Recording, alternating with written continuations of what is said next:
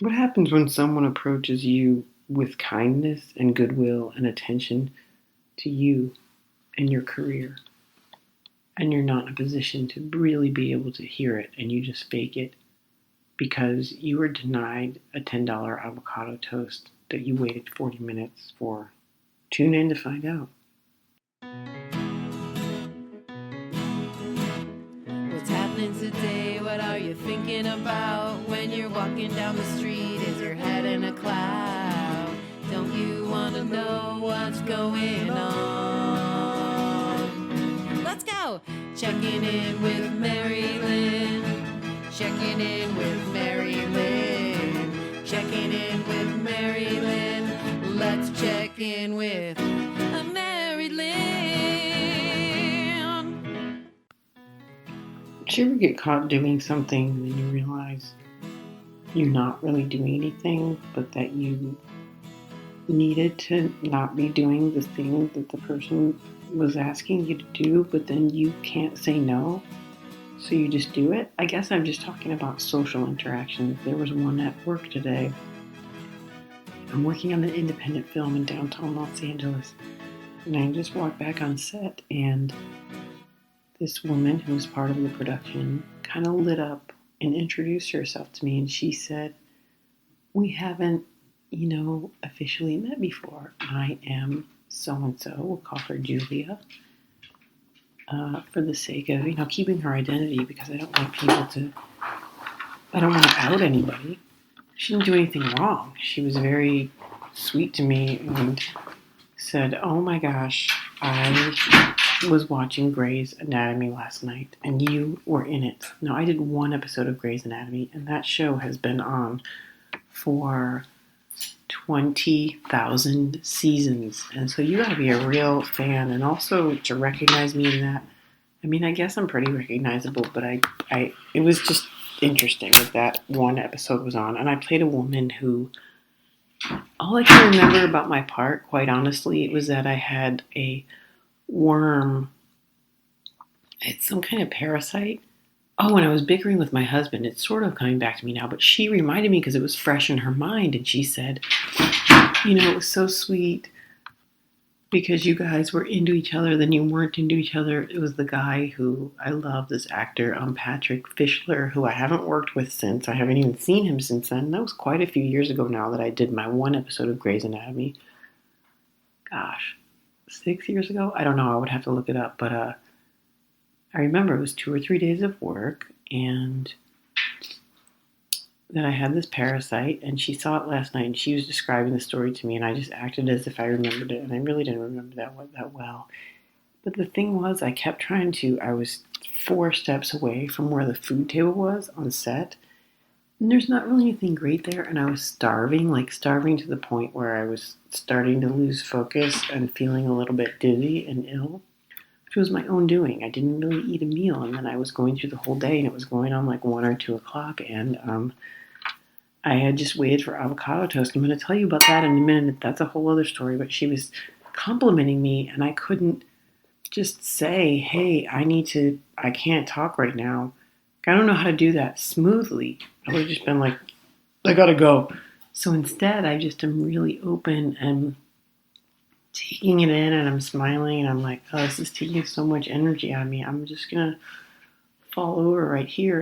And I just feel like she's locked into me. Like I'm gonna be rude if I pull away from her and walk away right into this middle of this interaction. I know I'm making too big of a deal out of it, but I'm kind of emphasizing something that's small that you do in these moments because you think, "Oh, it's not a big deal. It's just gonna be a couple minutes." But my energy was split because I just wanted to get something to eat, and I was tired, but I was having to smile and be attentive to her thing, because you know what it is because she went out on a limb to talk to me. She put the energy out there, and I didn't want to drop the ball. I wanted to validate her for taking a chance in that way. I didn't want to be closed off. Is it because I want people to like me? Am I making it like it's this grandiose, amazing thing, or am I just, I don't have the balls to do what I want to do? Okay, I'm talking about this way too much. It's just a simple interaction, and I couldn't fully be there for it, but I was, and then she saw me in something else, which was a movie I did called In Search of Fellini. And then I was even more locked in because she's talking about me, and I'm like, oh my gosh, I have so many credits. I'm such an international superstar. It's amazing. And this was this independent movie, and she goes, I had to turn it off because it's about this girl who goes on this, it's based on Nancy Cartwright's, who's the voice of Bart Simpson. She did this independent movie that was based on a real life experience where she left to discover the director Fellini. Like, she really did try to go meet him, and she didn't have that much money, and she was really young, and she left and went to Italy. But the movie sort of like takes off and imagines this. I think something dangerous did happen to her in real life, but in the movie, and it sort of crunches together a few instances in Nancy's real life, and then it becomes its own narrative in its own right. But it was based on, like, her mom really did die of cancer. I think I can't quite remember exactly, but in the movie, this woman is like very sheltered, and she discovers the director Fellini, and then her mom's dying of cancer, but her mom is trying to keep it from her, but she overhears, and then it's sort of this dreamy movie. You don't really know if it's really happening or not, and then she runs away to Italy to try to meet Fellini, and this woman's telling me this, oh, I saw you in that, you were so great in it. I was really good in it, you guys. I was not the woman that had cancer, I was the friend, the sister of the woman who had cancer, and so I was trying to help her push her daughter out of the nest, and so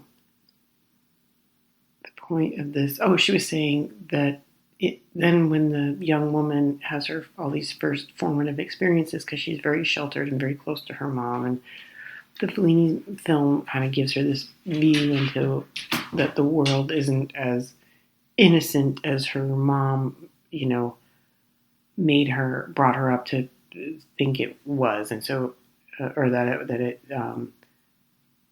there's this underbelly that she discovers through the director. And so anyway, then she has these instances that sort of parallel stuff from a Fellini movie, and then in the movie it's a little bit dangerous. Like, this guy almost tries to rape her in an alley, and these people go, oh, come to this party with us, isn't she so cute? And they take advantage of her. And so this woman on set, Julia, we're calling her, she says, I couldn't watch it because the bad stuff started happening to her, and I had to turn it off. And I'm like, oh my gosh, I get it. And we're talking about movies, and it's a really nice conversation, and all I'm thinking is, I'm so hungry. And then I turn, and this other woman was kind of overhearing it, and she said, I just saw you in night school. And then the first woman, Julia, was like, and I told my friend, like, she's on this movie, and she's so funny, and she's so nice. I think I need to start being mean, is what I'm saying. And also, I think this is just turning into a not so humble brag about how wonderful and talented I am. But truly, the way I'm saying it makes me sound amazing, which I am. But me in my real life, I'm just not even thinking about that. And then I have to go there and remember, oh, that's me. Like, I'm the person that did all this stuff. And I have to step into that and be gracious and willing, because it's a wonderful thing when you actually get to talk to your work about your work with somebody. But I was hot, and I have makeup and hair done, and I'm sort of, not a lot, but like it's just hot outside. I'm just hungry, and I'm sort of trying to there's like these M&Ms, these peanut M&Ms. I had 2 large handfuls of them, but they're sitting out in the sun. And so I'm talking to her about Grey's Anatomy and this movie In Search of Fellini, and I'm like, and then that finishes. And this other woman's talking about one of my other credits. I was in this Kevin Hart movie, and I'm just sitting here going, oh my gosh, I need to eat, and I don't know what's wrong with me that I can't just make it happen. Like, I can't just go, hey, production, get me somebody and go get me some food. And instead, because I'm just trying to fix the problem right there. That's why. So I go to the snacks. I finish talking. It's fine. I get a LaCroix. It's pretty cold. It's about 100 degrees out. So that was good. And then Well, I heard there's like poison in that or something, and so then I have M&Ms. I put in a cup some almonds, some walnuts, some peanut butter, pretzels, and some jerky, some beef jerky, and some M&Ms. And gosh darn, if I wasn't satiated, and that's what I needed to feel okay, like I wasn't going to collapse. And then,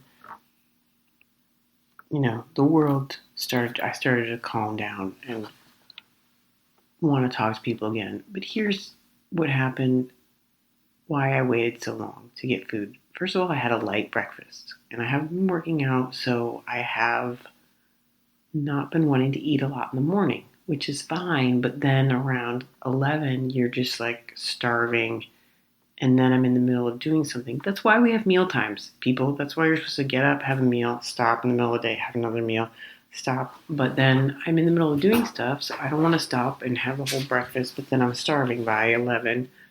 I'm at an audition, 12, driving, 1, I'm at work. I'm supposed to be working, getting ready to go, to set, 2, and then this is a nightmare. But then what ended up happening when I was on set downtown LA is I had this avocado toast that somebody brought me because they were going to the coffee shop, and I just happened to get lucky and give them money and say, bring me back. And probably some of you are like, what is she talking about? You have to, aren't there food on set?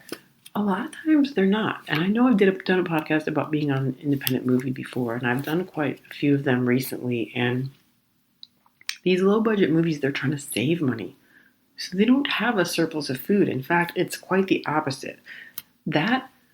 Those M&Ms are probably from some fucking bulk bag, and they're just sitting out there in the sun, and so they try to make use and have the same snacks as long as they can. So if you're out there thinking like, oh, your job is so cush, why would you be independently buying food from a cafe? Sometimes you can't wait till, your break is, if it's a 12-hour work day, then 6 hours in is when you're going to have your lunch, right? So I had this avocado toast from this really good coffee shop, and I was like, I'm just going to stop there. My hair and makeup is done. I'm in a wardrobe, but I know they're on the scene before, so I know I have some time. Also, I'm really close by. I'm just going to pop in this coffee shop. The set is across the street from the coffee shop. I go in there. I order the avocado toasts. It's $10.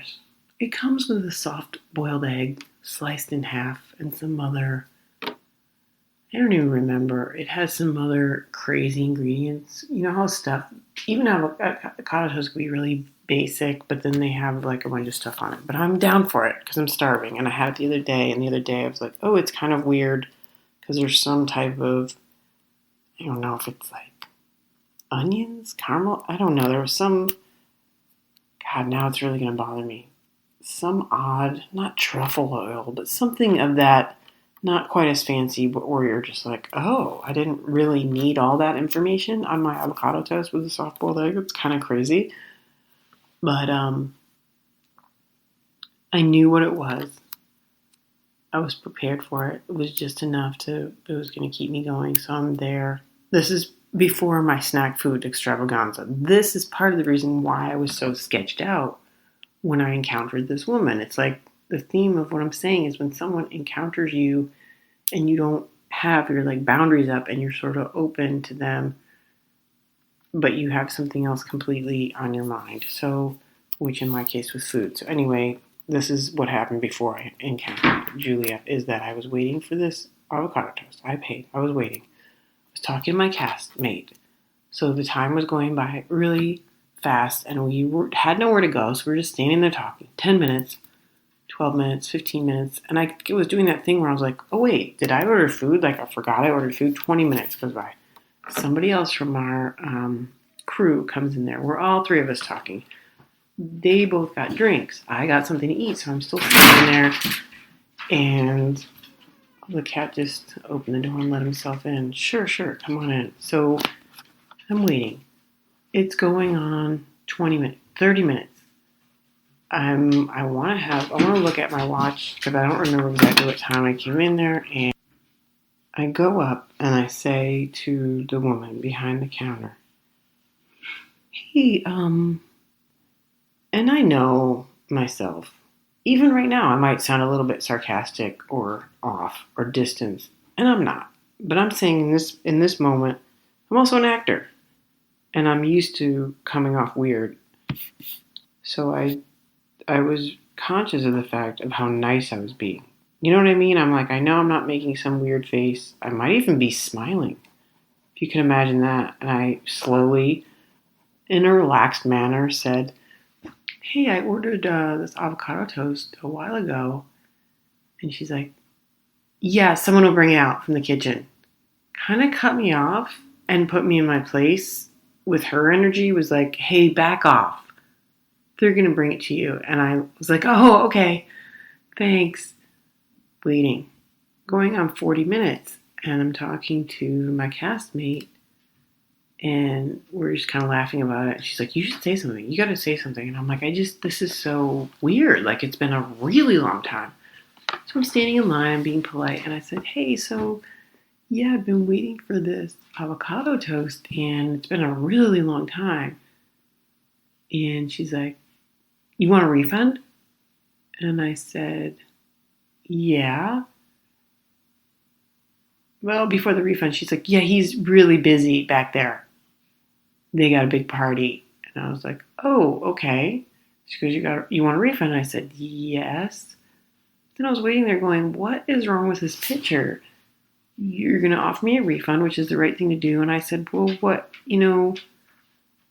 I also wanted my food. Like, what happened? And she said, he's just really busy. We can't control how busy the kitchen is. And I said, oh, I didn't know that. And she said, yeah, we don't have anything to do with that, and we don't know how to help him. And I said, it's weird that you are acting to me as if I've done something wrong when I just wanted my food. So I don't really understand. And that's when she said the thing about, yeah, we don't have anything to do with that. And they were laughing at me. It was like two of them ganged up on me. And they did this passive aggressive, like, oh, she doesn't get how things work. That was their attitude to me. Like, I didn't understand what was happening. And that's when I said, you guys are acting like I did something wrong or I'm the problem, when really I just ordered this thing and it never came out. And that's when she said the thing about that the kitchen doesn't have anything to do with us. And I said, well, that's the menu that I said, oh, is that not the menu of here? The one that I just read and ordered? I ordered from you off that menu that's in this place that I'm standing at. And she said, yes, that's the menu for here, but we just, we can't control what's happening back there. So there was never an acknowledgement. It felt so bad to me. And they were doing this thing with their attitude as if I was taking it personally and I shouldn't have been.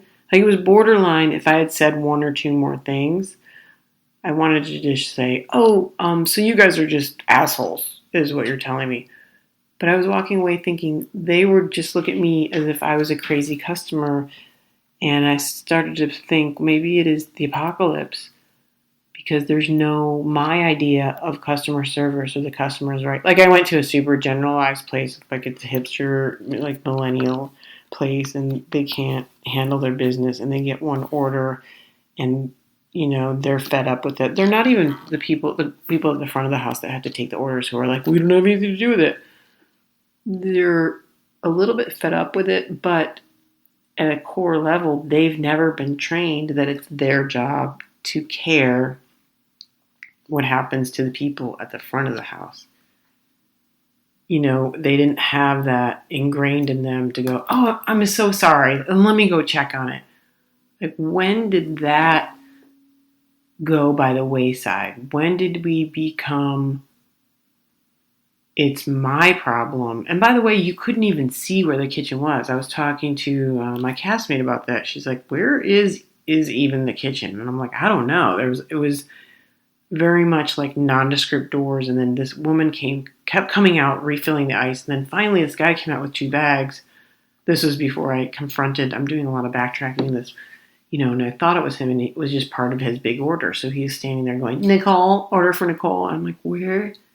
What happened to my avocado toast?" So I got the refund, but it's so strange how I got the refund, so I did feel better, and I was like, I'm going to let this go, but I almost didn't want to. I wanted to stay there and argue with them. I wanted to stay there and say, you can't do this. Like, part of this job is caring about what you're doing and connecting it. You can't just disconnect from the kitchen.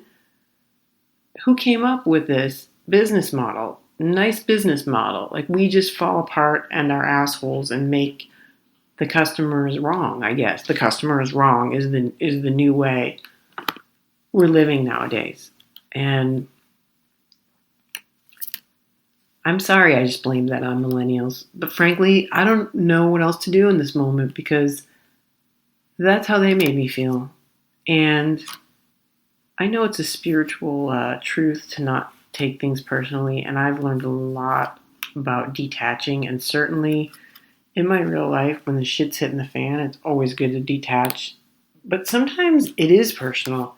And sometimes you need to fight to make things right. And I'm not talking about legit social issues or people who are fighting for serious things. I'm just talking about my own petty grievances at this point. And for just me and the way my personality works, wanting to please people and not confront. I wish I would have fought with them more because when I left, I was dissatisfied. I didn't want my money back. That's what it is. I didn't want my money back. I wanted the thing that I ordered, and I wanted it within a reasonable amount of time. So I was the asshole. I was walking out of there with my $10, but also mud on my face because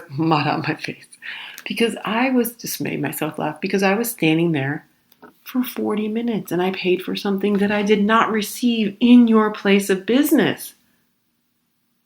And nobody even cared to apologize. It's not even an apology.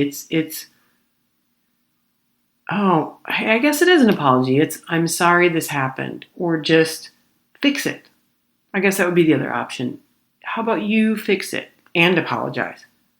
Isn't that the way things are supposed to be? That when you are engaged with something or you have a service, you're supposed to be invested,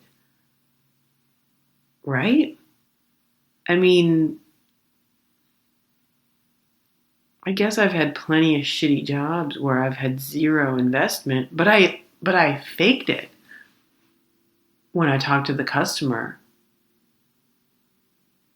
And even in some of my shitty jobs, I'll have to investigate this. I should do a breakdown of all my jobs because there certainly have been jobs where I've just been completely removed.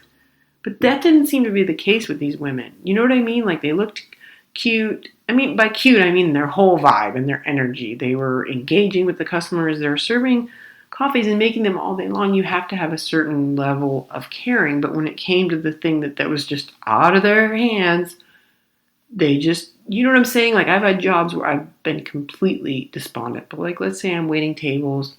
Another one I can think of was also like this to-go counter. Both of them were restaurants. I've been in the food service industry and I'm not the best at it. There have been jobs that I've hated, but you still know that you're providing a service and you still don't want to be a dick. Like, I had some basic level of wanting to do a good job. That's what I'm saying. These women were doing a good job until something happened that they didn't feel was their problem because they weren't trained to think it was their problem. So I guess what I'm saying is I'm going back to the same place tomorrow. Will I get the avocado toast again? Will I be waited on by the same women? Will this ever be fixed? Will I talk to the owner? Is the customer still right? Is my question. Am I behind? Is there a new way of serving people where it's like, you don't care, and I'm supposed to leave like 40 minutes later. Okay, cool. I didn't get my thing. Bye, you guys. See you next time. What the hell just happened? When did it all fall apart and become so gross? All right, that just made me really hungry. I'm gonna go make some homemade avocado toast. Thanks for listening, you guys.